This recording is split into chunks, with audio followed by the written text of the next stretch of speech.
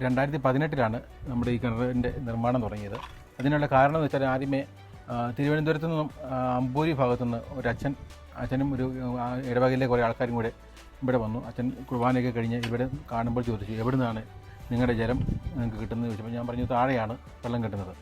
അപ്പോൾ അച്ഛൻ പറഞ്ഞു, നിങ്ങൾക്ക് ഇഷ്ടം പോലെ വെള്ളം ഇവിടെ കിട്ടാൻ സാധ്യതയുണ്ടല്ലോ, ഇവിടെ ഇഷ്ടം പോലെ ജലമുള്ള ഒരു സ്ഥലമാണല്ലോ എന്ന് പറഞ്ഞു. ഞങ്ങളാരും അത് വിശ്വസിച്ചില്ല. അപ്പോൾ അതിൻ്റെ പിറ്റേ ആഴ്ച ഇവിടെ ഒരു തൂക്കുപാലത്തുള്ള ഒരു ചേട്ടൻ, വെട്ടത്ത് ആൻ്റണി എന്നാണ് പുള്ളിക്കാരൻ്റെ പേര്, പുള്ളിക്കാരൻ ഇവിടെ വന്നു. അപ്പോൾ ഞാനിവിടെ മുറിയിലിരിക്കുമായിരുന്നു.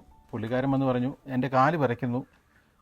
അപ്പോൾ ഞാൻ ഓർത്ത് പുള്ളിക്കാരനെ എന്തെങ്കിലും മല കയറിയതിൻ്റെ ക്ഷീണമായിരിക്കുമല്ലോ എന്ന് കരുതി ഞാൻ പറഞ്ഞു, ഇവിടെ കട്ടിലേക്ക് കിടന്നോളൂ എന്ന് പറഞ്ഞപ്പോൾ അങ്ങനെ ചേട്ടൻ പറഞ്ഞു, എനിക്ക് അങ്ങനെയല്ല, എനിക്ക് ജലസാന്നിധ്യമുള്ള സ്ഥലത്ത് വരുമ്പോൾ എനിക്കൊരു എൻ്റെ കാലിൽ അതിന് ചലനം ഉണ്ടാകും. ഇവിടെ ഒരു കിണറിന് ഇവിടെ ഒരു ധാരാളം വെള്ളം കിട്ടുന്ന ഒരു സ്ഥലമാണ് എന്ന് പറഞ്ഞു. അങ്ങനെ ആ ചേട്ടൻ ഇവിടെ സ്ഥാനം കണ്ടു. അപ്പോൾ അത് കഴിഞ്ഞ് അന്ന് തന്നെ വികാരിച്ചൻ കയറി വന്നപ്പോഴത്തേക്കും അന്ന് കുർബാന അർപ്പിക്കാൻ വന്നിരുന്ന ബഹുമാനപ്പെട്ട മാതാൽ കുന്നേലച്ചനായിരുന്നു. അപ്പോൾ ഈ കാര്യം പറഞ്ഞപ്പോൾ മാതാൽ കുന്നേലച്ചൻ വെള്ളത്തിൻ്റെ സ്ഥാനം കാണുന്ന ഒരു അച്ഛനായിരുന്നു. അപ്പം അച്ഛനോട് വികാരിച്ചൻ പറഞ്ഞു, അച്ഛനോട് സ്ഥാനം കാണും എന്ന് പറയുമ്പോൾ കറക്റ്റ് അവിടെ തന്നെ വന്ന് അച്ഛനും സ്ഥാനം കണ്ടു.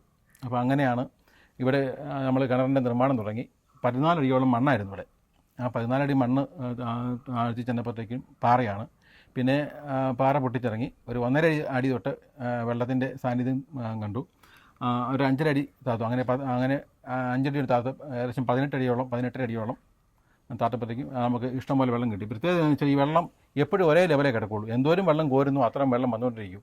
ഏത് മഴക്കാലത്തായാലും ഇത് കവിഞ്ഞു പോകുന്നുമില്ല, നിറഞ്ഞു വരത്തില്ല. എന്നാൽ നമുക്ക് ആവശ്യത്തിനുള്ള വെള്ളം കോരി കുടിക്കാൻ കിട്ടുകയും ചെയ്യും. അതിലുപരി ഇത് എല്ലാവർക്കും ഒരു അത്ഭുതമായിട്ട് മാറി. ഒത്തിരി പേര് രോഗശാന്തി പറയുന്നുണ്ട്. വെള്ളം കൊണ്ടുപോയി കുടിച്ചിട്ട് ഒരുപാട് പേർക്ക് രോഗശാന്തി കിട്ടുന്നുണ്ട്. അത് തന്നെ ഒരു വലിയ അനുഗ്രഹമായിട്ട് ഞങ്ങളെല്ലാം കണക്കാക്കുക. തീർച്ചയായിട്ടും.